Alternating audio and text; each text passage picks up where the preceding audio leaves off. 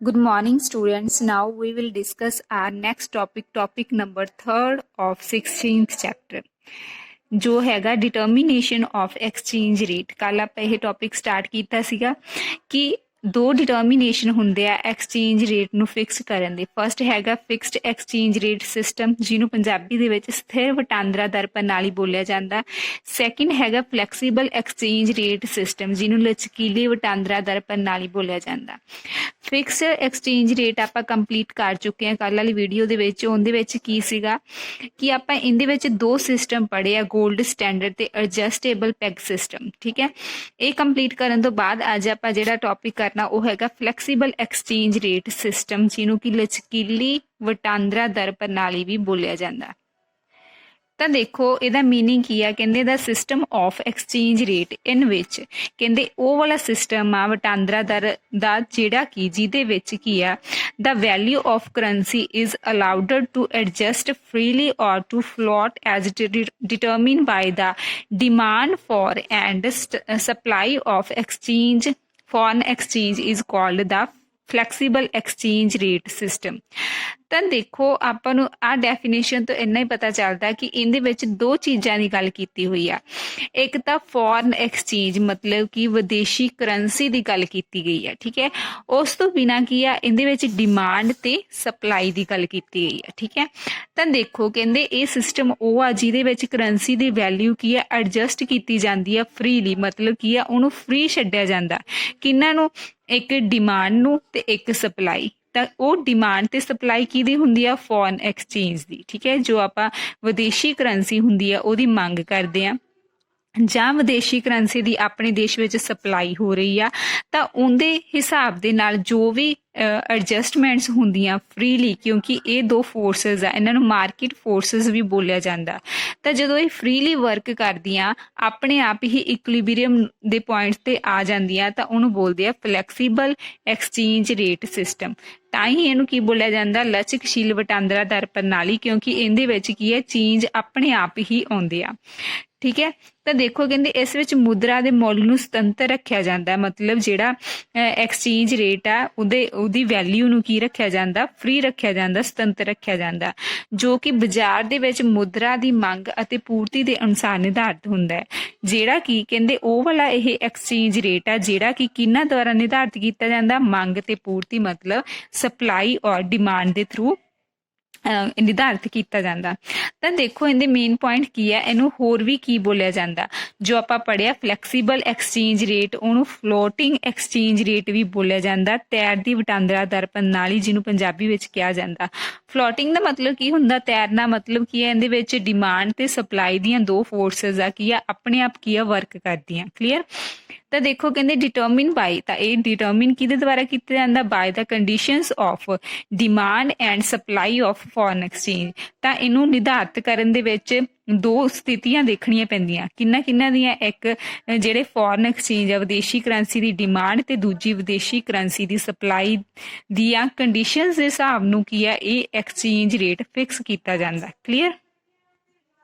ਤਾਂ ਦੇਖੋ ਇਹਦੇ ਵਿੱਚ ਡਿਟਰਮੀਨੇਸ਼ਨ ਕਿੱਦਾਂ ਹੁੰਦਾ ਵੀ ਜਿਹੜਾ ਐਕਸਚੇਂਜ ਰੇਟ ਆ ਉਹ ਡਿਟਰਮਿਨ ਕਿੱਦਾਂ ਹੋਊਗਾ ਵੀ $1 ਦੇ ਬਦਲੇ ਸਾਨੂੰ ਇੰਨੇ ਰੁਪੀਜ਼ ਦੇਣੇ ਪੈਣਗੇ ਜਾਂ ਇੰਨੇ ਰੁਪੀਜ਼ ਦੇ ਬਦਲੇ ਸਾਨੂੰ ਇੰਨੇ ਡਾਲਰਸ ਮਿਲਣਗੇ। ਠੀਕ ਹੈ, ਤਾਂ ਉਹਦਾ ਡਿਟਰਮੀਨੇਸ਼ਨ ਦੇਖੋ ਕਹਿੰਦੇ at the point where demand for foreign exchange is equals to supply of foreign exchange। ਕਹਿੰਦੇ ਉਹ ਵਾਲੇ ਪੁਆਇੰਟ ਤੇ ਕੀ ਆ ਇਹਦਾ ਡਿਟਰਮੀਨੇਸ਼ਨ ਕੀਤਾ ਜਾਂਦਾ ਜਿਹੜੇ ਪੁਆਇੰਟ ਤੇ ਡਿਮਾਂਡ ਫॉर foreign exchange ਕਿਹਦੇ ਬਰਾਬਰ ਹੋਵੇ? ਸਪਲਾਈ ਆਫ ਫੋਰਨ ਐਕਸਚੇਂਜ ਦੀ। ਮਤਲਬ ਜਿੱਥੇ ਇਹ ਦੋਨੇ ਆਪਸ ਦੇ ਵਿੱਚ ਕੱਟ ਕਰਦੀਆਂ ਇੱਕ ਦੂਜੇ ਦੇ ਬਰਾਬਰ ਹੁੰਦੀਆਂ ਸਪਲਾਈ ਤੇ ਡਿਮਾਂਡ ਆਫ ਫੋਰਨ ਐਕਸਚੇਂਜ, ਉੱਥੇ ਕੀ ਆ ਇਹਦਾ ਕੀ ਹੁੰਦਾ? ਡਿਟਰਮੀਨੇਸ਼ਨ ਹੁੰਦਾ, ਨਿਰਧਾਰਨ ਹੁੰਦਾ। ਠੀਕ ਹੈ, ਤਾਂ ਮਤਲਬ ਉਹ ਵਾਲੇ ਪੁਆਇੰਟ ਨੂੰ ਕੀ ਬੋਲਦੇ ਆ ਜਦੋਂ ਇਹ ਆਪਸ ਦੇ ਵਿੱਚ ਇਕੁਅਲ ਹੁੰਦੇ ਆ ਡਿਮਾਂਡ ਐਂਡ ਸਪਲਾਈ? ਤਾਂ ਉਹ ਵਾਲੇ ਪੁਆਇੰਟ ਨੂੰ ਨਾਰਮਲ ਰੇਟ ਵੀ ਬੋਲਦੇ ਆ, ਇਕੁਲਿਬਰੀਅਮ ਰੇਟ ਵੀ ਬੋਲਦੇ ਆ, ਔਰ ਪਰ ਰੇਟ ਆਫ ਐਕਸਚੇਂਜ ਵੀ ਬੋਲਦੇ ਆ। ਕਲੀਅਰ? ਤਾਂ ਇਹਦਾ ਡਿਟਰਮੀਨੇਸ਼ਨ ਕਰਨ ਤੋਂ ਬਾਅਦ ਆਪਾਂ ਡਿਸਕਸ ਕਰਦੇ ਹਾਂ ਕਿ ਆਪਣੇ ਦੇਸ਼ ਦੇ ਵਿੱਚ ਜਿਹੜੀ ਫੋਰਨ ਐਕਸਚੇਂਜ ਆ ਮਤਲਬ ਵਿਦੇਸ਼ਾਂ ਦੀ ਮੁਦਰਾ ਵਾ, ਠੀਕ ਹੈ, ਉਹਦੀ ਮੰਗ ਕਿਉਂ ਕੀਤੀ ਜਾਂਦੀ ਹੈ, ਮਤਲਬ ਡਿਮਾਂਡ ਫॉर ਐਕਸਚੇਂਜ ਰੇਟ। ਜੇ ਆਪਾਂ ਆਪਣੇ ਦੇਸ਼ ਵਿੱਚ ਰਹਿ ਕੇ ਮੰਨ ਲਓ ਆਪਾਂ ਇੰਡੀਆ ਦੇ ਵਿੱਚ ਰਹਿੰਦੇ ਹਾਂ, ਠੀਕ ਹੈ, ਤਾਂ ਆਪਾਂ USA ਡਾਲਰ ਦੀ ਮੰਗ ਕਰ ਰਹੇ ਹਾਂ, ਤਾਂ ਉਹ ਮੰਗ ਕਿਉਂ ਕਰ ਰਹੇ ਹਾਂ, ਠੀਕ ਹੈ, ਤਾਂ ਉਹ ਡਿਮਾਂਡ ਨੂੰ ਆਪਾਂ ਡਿਸਕਸ ਕਰਦੇ ਹਾਂ ਵੀ ਕੀ ਹੋ ਸਕਦਾ ਵਿਦੇਸ਼ੀ ਮੁਦਰਾ ਦਾ ਕਾਰਨ ਵੀ ਉਹ ਆਪਣੇ ਦੇਸ਼ ਵਿੱਚ ਇੰਨੀ ਮੰਗੀ ਜਾ ਰਹੀ ਆ। ਤਾਂ ਕਹਿੰਦੇ ਦਾ ਡਿਮਾਂਡ ਆਫ ਫੋਰਨ ਐਕਸਚੇਂਜ ਮਤਲਬ ਕੋਈ ਵੀ ਫੋਰਨ ਐਕਸਚੇਂਜ ਆਪਣੇ ਅਕੋਰਡਿੰਗ ਕੀ ਆ ਆਪਾਂ USA ਡਾਲਰ ਮੰਗਵਾਉਣਾ in order to make payments, ਠੀਕ ਹੈ। ਤਾਂ ਜ਼ਿਆਦਾਤਰ ਜੇ ਆਪਾਂ ਫੋਰਨ ਐਕਸਚੇਂਜ ਦੀ ਮੰਗ ਕਰ ਰਹੇ ਹਾਂ ਮਤਲਬ ਆਪਣੇ ਦੇਸ਼ ਵਿੱਚ ਬੈਠ ਕੇ USA ਡਾਲਰ ਮੰਗਾ ਰਹੇ ਹਾਂ, ਤਾਂ ਉਹਦਾ ਮੇਨ ਮਕਸਦ ਕੀ ਹੋਊਗਾ ਵੀ ਆਪਾਂ ਪੇਮੈਂਟਸ ਕਰਨੀਆਂ, ਠੀਕ ਹੈ। ਪੇਮੈਂਟਸ ਕਿਹਨੂੰ ਕਰਨੀਆਂ, ਵਿਦੇਸ਼ਾਂ ਨੂੰ ਕਰਨੀਆਂ, ਕਿਉਂਕਿ ਉਹਨਾਂ ਦੀ ਕਰੰਸੀ ਦੇ ਵਿੱਚ ਹੀ ਜੇ ਆਪਾਂ ਪੇਮੈਂਟਸ ਕਰਾਂਗੇ ਤਾਂ ਉਹ ਐਕਸੈਪਟ ਕਰਨਗੇ। ਕਲੀਅਰ। ਇਸ ਤੋਂ ਬਿਨਾਂ ਇਹਦੇ ਆਪਾਂ ਅਗਲੇ ਸਾਰੇ ਪੁਆਇੰਟਸ ਡਿਸਕਸ ਕਰਦੇ ਹਾਂ। ਤਾਂ ਫਸਟ ਪੁਆਇੰਟ ਦੇਖੋ ਇੰਪੋਰਟਸ ਆਫ ਗੁਡਸ ਐਂਡ ਸਰਵਿਸ। ਤਾਂ ਪੁਆਇੰਟ ਕਲੀਅਰ ਹੈ, ਜੇ ਆਪਾਂ ਵਿਦੇਸ਼ਾਂ ਤੋਂ ਗੁਡਸ ਤੇ ਸਰਵਿਸ ਮੰਗਾਈਆਂ ਤਾਂ ਬਦਲੇ ਵਿੱਚ ਆਪਾਂ ਨੂੰ ਕੀ ਆ ਪੇਮੈਂਟਸ ਕਰਨੀਆਂ ਪੈਣਗੀਆਂ। ਤਾਂ ਪੇਮੈਂਟਸ ਕਿਹੜੇ ਰੂਪ ਦੇ ਵਿੱਚ ਕਰਾਂਗੇ, ਆਪਾਂ ਫੋਰਨ ਐਕਸਚੇਂਜ ਦੇ ਰੂਪ ਵਿੱਚ ਕਰਾਂਗੇ, ਠੀਕ ਹੈ। ਤਾਂ ਦੇਖੋ ਕਹਿੰਦੇ ਆਪਾਂ ਡਿਮਾਂਡ ਕਿਉਂ ਕਰਦੇ ਹਾਂ, ਕਿਉਂਕਿ ਆਪਾਂ ਕੀ ਆ ਵਸਤੂਆਂ ਤੇ ਸੇਵਾਵਾਂ ਨੂੰ ਇੰਪੋਰਟ ਕਰਵਾਉਂਦੇ ਆ ਮੰਗਵਾਉਂਦੇ ਆ ਵਿਦੇਸ਼ਾਂ ਤੋਂ, ਠੀਕ ਹੈ। ਤਾਂ ਜਿੰਨੀ ਜ਼ਿਆਦਾ ਆਪਾਂ ਕੀ ਕਰਾਂਗੇ ਇੰਪੋਰਟ ਕਰਾਵਾਂਗੇ ਚੀਜ਼ਾਂ ਗੁਡਸ ਤੇ ਸਰਵਿਸ ਜਿੰਨੀਆਂ ਇੰਪੋਰਟ ਕਰਾਵਾਂਗੇ ਉਨਾ ਹੀ ਕੀ ਆ ਆਪਣੀ ਡਿਮਾਂਡ ਫॉर ਫੋਰਨ ਐਕਸਚੇਂਜ ਕੀ ਆ ਵਧੂਗੀ, ਕਿਉਂਕਿ ਆਪਾਂ ਨੂੰ ਉਨਾ ਹੀ ਪੈਸਾ ਕੀ ਆ ਬਾਹਰ ਭੇਜਣਾ ਪੈਣਾ ਤੇ ਉਨੇ ਹੀ ਪੈਸੇ ਦੀ ਕੀ ਆ ਵਿਦੇਸ਼ੀ ਕਰੰਸੀ ਦੀ ਆਪਾਂ ਨੂੰ ਮੰਗ ਕਰਨੀ ਪੈਣੀ ਆ। ਇਸ ਤੋਂ ਅੱਗੇ ਦੇਖੋ ਟੂਰਿਜ਼ਮ ਮਤਲਬ ਬਾਕੀ ਦੇਸ਼ਾਂ ਦੇ ਵਿੱਚ ਵੈਸੇ ਹੀ ਘੁੰਮਣ ਦੇ ਲਈ ਸੈਰ ਕਰਨ ਦੇ ਲਈ ਜਾਣਾ, ਠੀਕ ਹੈ। ਕਹਿੰਦੇ ਜੇ ਟੂਰਿਸਟ ਜਿਹੜੇ ਹੁੰਦੇ ਆ ਫਰੋਮ ਇੰਡੀਆ, ਕਹਿੰਦੇ ਇੰਡੀਆ ਦੇ ਟੂਰਿਸਟ ਆ ਤਾਂ ਅਦਰ ਕੰਟਰੀਜ਼ ਦੇ ਵਿੱਚ ਕੀ ਆ ਉਹ ਘੁੰਮਣ ਲਈ ਜਾਂਦੇ ਆ, ਠੀਕ ਹੈ, ਅਬਰੋਡ ਦੇ ਵਿੱਚ ਜਾਂਦੇ ਆ, ਤਾਂ ਆਫਕੋਰਸ ਉਹਨਾਂ ਨੂੰ ਉਹਨਾਂ ਦੀ ਮਨੀ ਚਾਹੀਦੀ ਹੁੰਦੀ ਹੈ। ਤਾਂ ਕਰਕੇ ਕੀ ਆ ਉਹ ਫੋਰਨ ਐਕਸਚੇਂਜ ਨੂੰ ਜਦੋਂ ਪਰਚੇਜ਼ ਕਰਦੇ ਆ ਤਾਂ ਫੋਰਨ ਐਕਸਚੇਂਜ ਦੀ ਕੀ ਕਰਦੇ ਆ ਡਿਮਾਂਡ ਕਰਦੇ ਆ। ਇਸ ਤੋਂ ਬਿਨਾਂ ਦੇਖੋ remittances by the foreigners working in India. ਕਹਿੰਦੇ ਜੇ ਵਿਦੇਸ਼ੀ ਆ ਉਹ ਕੰਮ ਕਰ ਰਹੇ ਆ ਇੰਡੀਆ ਦੇ ਵਿੱਚ, ਠੀਕ ਹੈ, ਤਾਂ ਉਹ ਫੋਰਨ ਐਕਸਚੇਂਜ ਦੀ ਮੰਗ ਕਿਉਂ ਕਰਨਗੇ। ਅਫਕੋਰਸ ਕਿ ਉਹ ਇੰਡੀਆ ਦੇ ਵਿੱਚ ਕੰਮ ਕਰ ਰਹੇ ਆ ਤਾਂ ਉਹਨਾਂ ਨੂੰ ਕੀ ਆ ਇਨਕਮ ਮਿਲੂਗੀ, ਠੀਕ ਹੈ। ਇੰਡੀਆ ਦੇ ਵਿੱਚ ਰਹਿ ਕੇ ਉਹਨੂੰ ਇੰਡੀਅਨ ਰੁਪੀਜ਼ ਦੇ ਵਿੱਚ ਕੀ ਆ ਇਨਕਮ ਮਿਲੂਗੀ, ਪਰ ਉਹਨਾਂ ਨੇ ਉਹ ਰੈਮੀਟੈਂਸਸ ਕਿੱਥੇ ਭੇਜਣੇ ਆ, ਫੋਰਨ ਕੰਟਰੀਜ਼ ਦੇ ਵਿੱਚ ਭੇਜਣੇ ਆ। ਤਾਂ ਕਰਕੇ ਉਹ ਜਿਹੜਾ ਪੈਸਾ ਕੀ ਆ ਫੋਰਨਰਸ ਇੰਡੀਆ ਦੇ ਵਿੱਚ ਅਰਨ ਕਰਦੇ ਆ ਤਾਂ ਉਹਨਾਂ ਨੂੰ ਇਨਕਮ ਹੋ ਜਾਂਦੀ ਹੈ ਹਨਾ। ਤਾਂ ਉਹ ਇਨਕਮ ਨੂੰ ਕਹਿੰਦੇ ਉਹ ਆਪਦੀ ਕੰਟਰੀਜ਼ ਦੇ ਵਿੱਚ ਕੀ ਕਰਦੇ ਆ ਸੈਂਡ ਕਰਦੇ ਆ, ਤਾਂ ਅਫਕੋਰਸ ਪੈਸੇ ਕਮਾ ਕੇ ਉਹ ਆਪਦੇ ਦੇਸ਼ਾਂ ਨੂੰ ਭੇਜਣਗੇ। ਤਾਂ ਆਪਦੇ ਦੇਸ਼ਾਂ ਨੂੰ ਭੇਜਣ ਦੇ ਲਈ ਉਹਨਾਂ ਨੂੰ ਡਿਮਾਂਡ ਕਰਨੀ ਪੈਣੀ ਆ ਫੋਰਨ ਐਕਸਚੇਂਜ ਦੀ, ਕਿਉਂਕਿ ਪਹਿਲਾਂ ਉਹਨਾਂ ਨੂੰ ਪੈਸਾ ਕਨਵਰਟ ਕਰਨਾ ਪੈਣਾ ਆਪਣਾ ਰੁਪੀਜ਼ ਨੂੰ ਇਨ ਦਾ ਫਾਰਮ ਆਫ ਅਦਰ ਕਰੰਸੀਜ਼। ਇਸ ਤੋਂ ਅੱਗੇ ਦੇਖੋ repayment of interest and loans. ਜੇ ਆਪਾਂ ਕੀ ਆ ਲੋਨਸ ਵਗੈਰਾ ਲਏ ਹੋਏ ਆ, ਠੀਕ ਹੈ, ਤਾਂ ਉਹਦੀ ਰੀਪੇਮੈਂਟ ਕਰ ਰਹੇ ਆ ਮਤਲਬ ਉਹਨਾਂ ਨੂੰ ਵਾਪਸ ਕਰ ਰਹੇ ਆ, ਲੋਨ ਨੂੰ ਵਾਪਸ ਕਰ ਰਹੇ ਆ, ਠੀਕ ਹੈ, ਉਹਨਾਂ ਦੀ ਪ੍ਰਿੰਸੀਪਲ ਅਮਾਊਂਟ ਵਾਪਸ ਕਰ ਰਹੇ ਆ, ਪਲੱਸ ਉਹਨਾਂ ਤੇ ਜੋ ਵਿਆਜ ਲੱਗਿਆ ਹੋਇਆ ਇੰਟਰਸਟ ਲੱਗਿਆ ਹੋਇਆ ਉਹ ਵਾਪਸ ਕਰ ਰਹੇ ਆ ਟੂ ਦਾ ਫੋਰਨ ਕੰਟਰੀਜ਼। ਤਾਂ ਆਪਾਂ ਨੂੰ ਕੀ ਆ ਉਹ ਰੀਪੇ ਕਰਨ ਕਿਹੜੀ ਫਾਰਮ 'ਚ ਕਰਨਾ ਪਊਗਾ, ਫੋਰਨ ਕਰੰਸੀ ਦੇ ਵਿੱਚ। ਤਾਂ ਕਰਕੇ ਆਪਾਂ ਫੋਰਨ ਕਰੰਸੀ ਦੇ ਲਈ ਕੀ ਆ ਉਹਦੀ ਮੰਗ ਕਰਾਂਗੇ ਆਪਣੇ ਪੈਸੇ ਦੀ, ਠੀਕ ਹੈ। ਤਾਂ ਇਸ ਤੋਂ ਅੱਗੇ ਦੇਖੋ extension of loan to the foreigners. ਤਾਂ ਦੇਖੋ ਕਹਿੰਦੇ ਜੇ ਆਪਾਂ ਫੋਰਨਰਸ ਨੂੰ ਕਿਸੇ ਤਰ੍ਹਾਂ ਦੇ ਲੋਨਸ ਦਿੰਦੇ ਆ ਤਾਂ ਉਹਦੇ ਵਿੱਚ ਕੀ ਆ ਜੇ ਆਪਾਂ ਵਾਅਦਾ ਕਰ ਰਹੇ ਆ ਆਪਾਂ ਉਹਨਾਂ ਨੂੰ ਹੋਰ ਲੋਨ ਦੇਣਾ, ਤਾਂ ਅਫਕੋਰਸ ਆਪਾਂ ਫੋਰਨਰਸ ਨੂੰ ਲੋਨ ਕਿੱਦਾਂ ਦੇਵਾਂਗੇ, ਉਹਨਾਂ ਦੀ ਕਰੰਸੀ ਨੂੰ ਆਪਣੀ ਕਰੰਸੀ ਨੂੰ ਉਹਨਾਂ ਦੀ ਕਰੰਸੀ ਦੇ ਵਿੱਚ ਐਕਸਚੇਂਜ ਕਰਕੇ। ਤਾਂ ਇਸ ਤੋਂ ਬਿਨਾਂ ਅਗਲਾ ਪੁਆਇੰਟ ਕੀ ਆ gift and grants to the foreign countries. ਤਾਂ ਜੇ ਫੋਰਨ ਕੰਟਰੀਜ਼ ਨੂੰ ਆਪਾਂ ਗਿਫਟ ਦੇ ਰਹੇ ਹਾਂ ਜਾਂ ਕਿਸੇ ਤਰ੍ਹਾਂ ਦੀ ਗ੍ਰਾਂਟ ਦੇ ਰਹੇ ਹਾਂ ਤਾਂ ਵੀ ਆਪਾਂ ਨੂੰ ਕੀ ਆ ਫੋਰਨ ਐਕਸਚੇਂਜ ਦੀ ਲੋੜ ਪਊਗੀ। ਮਤਲਬ ਫੋਰ ਐਗਜ਼ਾਮਪਲ ਕਹਿੰਦੇ if India wants to send any gift and grant to the other countries then it will demand foreign exchange. ਤਾਂ ਫੋਰਨ ਐਕਸਚੇਂਜ ਨੂੰ ਗਿਫਟ ਤੇ ਗ੍ਰਾਂਟ ਚਾਹੀਦੇ ਆ, ਮਤਲਬ ਕੀ ਆ ਉਹਨਾਂ ਦੀ ਕਰੰਸੀ ਵੀ ਚਾਹੀਦੀ ਆ, ਤਾਂ ਕਰਕੇ ਆਪਾਂ ਫੋਰਨ ਐਕਸਚੇਂਜ ਦੀ ਮੰਗ ਕਰਾਂਗੇ। ਅੱਗੇ ਦੇਖੋ ਸਪੈਕੂਲੇਟਿਵ ਟ੍ਰੇਡਿੰਗ ਇਨ ਦਾ ਫੋਰਨ ਐਕਸਚੇਂਜ। ਤਾਂ ਦੇਖੋ ਸੱਟੇਬਾਜ਼ੀ ਮੀਨਸ ਕੀ ਆ, ਜੇ ਫੋਰਨ ਕਰੰਸੀ ਮਾਰਕੀਟ ਦੇ ਵਿੱਚ ਆਪਾਂ ਨੂੰ ਪਤਾ ਵੀ ਸੱਟੇਬਾਜ਼ੀ ਕੀਤੀ ਜਾਂਦੀ ਹੈ ਜੋ ਲੀਗਲ ਹੁੰਦੀ ਹੈ, ਠੀਕ ਹੈ। ਗੈਂਬਲਿੰਗ ਇਲੀਗਲ ਹੁੰਦੀ ਆ, ਪਰ ਸਪੈਕੂਲੇਸ਼ਨ ਜਿਹੜੀ ਹੁੰਦੀ ਹੈ, ਜਿਹੜਾ ਮੋਟਿਵ ਹੁੰਦਾ ਉਹਦੇ ਬਿਹਾਫ ਤੇ ਜੋ ਵੀ ਡਿਮਾਂਡ ਕੀਤੀ ਜਾਂਦੀ ਉਹਨੂੰ ਲੀਗਲ ਮੰਨਿਆ ਜਾਂਦਾ, ਠੀਕ ਹੈ।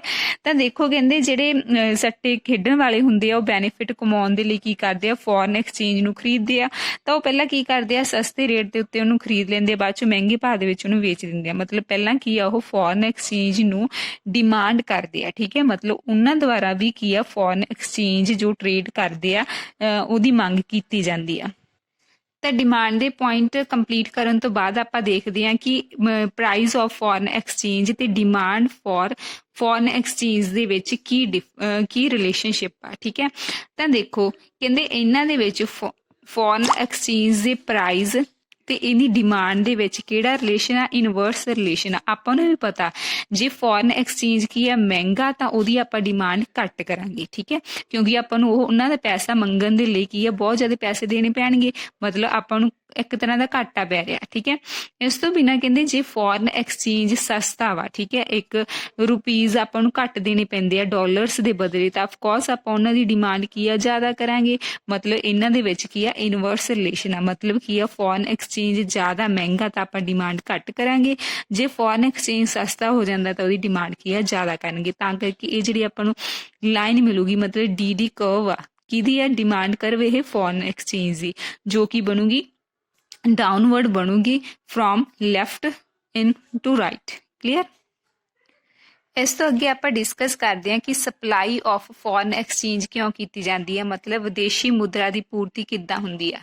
कहते any transactions that involves receipt of foreign exchange leads to an increase in supply of foreign exchange. कहते जदों भी बाहरला पैसा अपने देश दे विच आउंदा एज अ रिसिप्ट, मतलब आपां नूं प्राप्त हुंदा, ਤਾਂ ਆਪਣੇ ਦੇਸ਼ ਦੇ ਵਿੱਚ ਫੋਰਨ ਐਕਸਚੇਂਜ ਦੀ ਸਪਲਾਈ ਕੀ ਆ, ਵੱਧਦੀ ਆ। ਤਾਂ ਆਫਕੋਰਸ ਸਪਲਾਈ ਕੀ ਆ, ਜਦੋਂ ਬਾਹਰਲਾ ਪੈਸਾ ਆਪਣੇ ਦੇਸ਼ ਵਿੱਚ ਆਉਂਦਾ ਉਹਨੂੰ ਬੋਲਦੇ ਆ ਸਪਲਾਈ ਆਫ ਫੋਰਨ ਐਕਸਚੇਂਜ। ਹੁਣ ਆਪਾਂ ਉਹ ਵਾਲੇ ਸਾਰੇ ਪੁਆਇੰਟਸ ਪੜ੍ਹਨੇ ਆ ਜਿਹਦੇ ਨਾਲ ਆਪਣੇ ਦੇਸ਼ ਦੇ ਵਿੱਚ ਸਪਲਾਈ ਹੁੰਦੀ ਆ, ਮਤਲਬ ਬਾਹਰਲਾ ਪੈਸਾ ਜਿਵੇਂ ਡਾਲਰਸ ਵਗੈਰਾ, ਪਾਉਂਡਸ ਵਗੈਰਾ ਆਪਣੇ ਦੇਸ਼ ਵਿੱਚ ਆਉਂਦੇ ਨੇ, ਠੀਕ ਹੈ।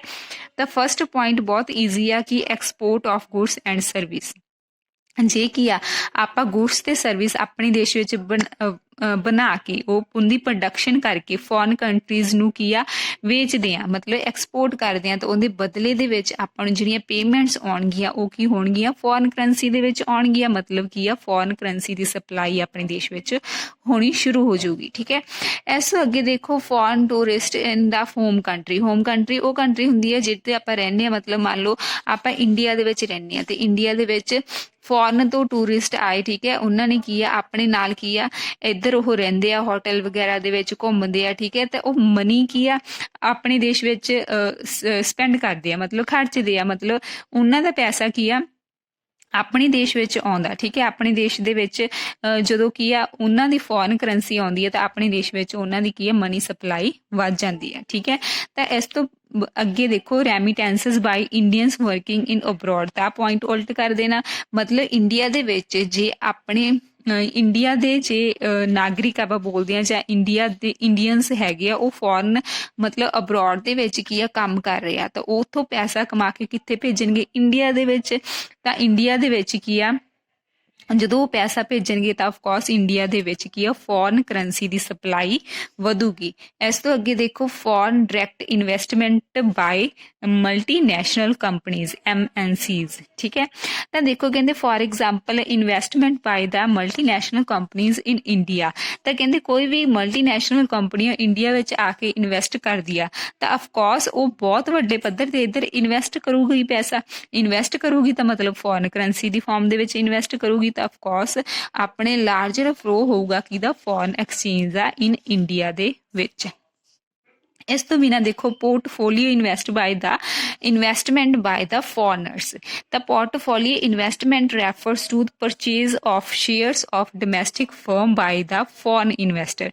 ਤਾਂ ਪੋਰਟਫੋਲੀਓ ਇਨਵੈਸਟਮੈਂਟ ਤੁਹਾਨੂੰ ਪਤਾ ਹੀ ਆ ਕਿ ਪਹਿਲਾਂ ਵੀ ਆਪਾਂ ਪੜ੍ਹ ਚੁੱਕੇ ਹਾਂ ਕਾਫੀ ਵਾਰ ਵੀ ਪੋਰਟਫੋਲੀਓ ਇਨਵੈਸਟਮੈਂਟ ਕੀ ਹੁੰਦੀ ਆ। ਕਹਿੰਦੇ ਜੇ ਇੰਡੀਆ ਦੀ ਕੋਈ ਵੀ ਫਰਮ ਆ ਉਹਦੇ ਵਿੱਚ ਕੁਝ ਕੁ ਸ਼ੇਅਰ ਫੋਰਨਰ ਇਨਵੈਸਟਰ ਦੁਆਰਾ ਕੀ ਆ ਉਹਦਾ ਸ਼ੇਅਰ ਪਰਚੇਜ਼ ਕੀਤਾ ਜਾਂਦਾ, ਮਤਲਬ ਉਹਦੇ ਵਿੱਚ ਹਿੱਸਾ ਪਾਇਆ ਜਾਂਦਾ, ਤਾਂ ਉਹਨੂੰ ਬੋਲਦੇ ਆ ਪੋਰਟਫੋਲੀਓ ਇਨਵੈਸਟਮੈਂਟ। ਠੀਕ ਹੈ, ਤਾਂ ਇੰਡੀਅਨ ਕੰਪਨੀ ਆ ਉਹਦੇ ਵਿੱਚ ਫੋਰਨਰ ਤੋਂ ਇਨਵੈਸਟਰਸ ਨੇ ਆਪਦਾ ਸ਼ੇਅਰ ਪਾ ਲਿਆ, ਮਤਲਬ ਉਹਨੂੰ ਪਰਚੇਜ਼ ਕਰ ਲਿਆ। ਪਰਚੇਜ਼ ਕਿਹੜੀ ਫਾਰਮ 'ਚ ਕਰੂਗਾ ਉਹ? ਅਫਕੋਰਸ ਆਪਾਂ ਨੂੰ ਪਤਾ ਫੋਰਨ ਕਰੰਸੀ ਦੀ ਫਾਰਮ ਦੇ ਵਿੱਚ, ਤਾਂ ਉਹਦੇ ਨਾਲ ਕੀ ਆ ਸਪਲਾਈ ਹੋਊਗੀ। ਇਸ ਤੋਂ ਅੱਗੇ ਦੇਖੋ ਡਿਪੋਜ਼ਿਟਸ ਬਾਈ ਨॉन ਰੈਜ਼ੀਡੈਂਟ ਇੰਡੀਅਨਸ, ਮਤਲਬ ਜਿਹੜੇ ਫੋਰ ਐਗਜ਼ਾਮਪਲ ਆਪਣੇ ਕੀ ਹੁੰਦੇ ਆ NRIs ਹੁੰਦੇ ਆ। ਠੀਕ ਹੈ, ਮਤਲਬ ਉਹ ਕੀ ਕਰਦੇ ਆ ਡਿਪੋਜ਼ਿਟਸ ਕਰਵਾਉਂਦੇ ਆ ਜਿਨ੍ਹਾਂ ਦਾ ਅਕਾਊਂਟ ਕੀ ਆ ਇੰਡੀਆ ਦੇ ਵਿੱਚ ਹੋਊਗਾ, ਮਤਲਬ ਉਹ ਡਿਪੋਜ਼ਿਟਸ ਇਨਡਾਇਰੈਕਟਲੀ ਕਿੱਥੇ ਆ ਜਾਣਗੇ ਇੰਡੀਆ ਦੇ ਵਿੱਚ ਹੀ ਹੋਣਗੇ, ਮਤਲਬ ਜਿਹਦੇ ਨਾਲ ਇੰਡੀਆ ਦੇ ਵਿੱਚ ਫੋਰਨ ਐਕਸਚੇਂਜ ਕੀ ਆ ਉਹਦੀ ਸਪਲਾਈ ਵੱਧ ਜਾਣੀ ਆ। ਠੀਕ ਹੈ, ਇਸ ਤੋਂ ਅੱਗੇ ਦੇਖੋ ਗਿਫਟ ਐਂਡ ਗ੍ਰਾਂਟਸ, ਮਤਲਬ ਫੋਰਨਰਸ ਦੁਆਰਾ ਜਦੋਂ ਆਪਣੀ ਹੋਮ ਕੰਟਰੀ ਨੂੰ ਕੀ ਆ ਗਿਫਟ ਤੇ ਗ੍ਰਾਂਟਸ ਦਿੱਤੀਆਂ ਜਾਂਦੀਆਂ, ਤਾਂ ਅਫਕੋਰਸ ਉਹ ਕਿਹੜੀ ਫਾਰਮ 'ਚ ਹੋਣਗੀਆਂ? ਉਹ ਫੋਰਨ ਐਕਸਚੇਂਜ ਦੀ ਫਾਰਮ ਦੇ ਵਿੱਚ ਹੋਣਗੀਆਂ, ਜਿਹਦੇ ਨਾਲ ਆਪਣੇ ਦੇਸ਼ ਵਿੱਚ ਫੋਰਨ ਐਕਸਚੇਂਜ ਦਾ ਇਨਫਲੋ ਹੋਊਗਾ। ਇਨਫਲੋ ਵਧਣ ਦੇ ਨਾਲ ਅਫਕੋਰਸ ਕੀ ਆ ਫੋਰਨ ਐਕਸਚੇਂਜ ਦੀ ਸਪਲਾਈ ਕੀ ਆ ਇਨਕਰੀਜ਼ ਹੋਊਗੀ। ਇਸ ਤੋਂ ਅੱਗੇ ਆਪਾਂ ਡਿਸਕਸ ਕਰਦੇ ਹਾਂ ਕਿ relationship between price of foreign exchange and it's supply, ਕਿ ਜਿਹੜਾ ਫੋਰਨ ਐਕਸਚੇਂਜ ਦਾ ਪ੍ਰਾਈਸ ਆ ਠੀਕ ਹੈ ਉਹਦਾ ਫੋਰਨ ਐਕਸਚੇਂਜ ਦੀ ਸਪਲਾਈ ਦੇ ਨਾਲ ਕੀ ਸਬੰਧ ਆ, ਕੀ ਰਿਲੇਸ਼ਨਸ਼ਿਪ ਆ। ਤਾਂ ਜਿਹੜੀ ਜਿਹੜਾ ਫੋਰਨ ਐਕਸਚੇਂਜ ਆ ਉਹਦੀ ਸਪਲਾਈ ਦਾ ਫੋਰਨ ਐਕਸਚੇਂਜ ਦੇ ਪ੍ਰਾਈਸ ਦੇ ਨਾਲ ਕੀ ਆ ਕਿਹੜਾ ਸਬੰਧ ਆ? ਡਾਇਰੈਕਟ ਸਬੰਧ ਆ। ਡਾਇਰੈਕਟ ਦਾ ਮਤਲਬ ਹੁੰਦਾ ਜਦੋਂ ਇੱਕ ਵੱਧਦੀ ਹੈ ਤਾਂ ਦੂਜੀ ਵੀ ਵੱਧਦੀ ਹੈ, ਜੇ ਇੱਕ ਕੀ ਆ ਡਿਕਰੀਜ਼ ਹੋਊਗੀ ਦੂਜੀ ਵੀ ਡਿਕਰੀਜ਼ ਹੋਊਗੀ। ਮਤਲਬ ਕੀ ਆ ਕਹਿੰਦੇ ਜਦੋਂ ਫੋਰਨ ਐਕਸਚੇਂਜ ਦਾ ਪ੍ਰਾਈਸ ਕੀ ਆ ਵੱਧ ਜੂਗਾ ਤਾਂ ਜੋ ਕੁਆਂਟੀਟੀ ਸਪਲਾਈ ਹੋਊਗੀ ਉਹ ਵੀ ਕੀ ਆ ਵੱਧ ਜਾਣੀ ਆ।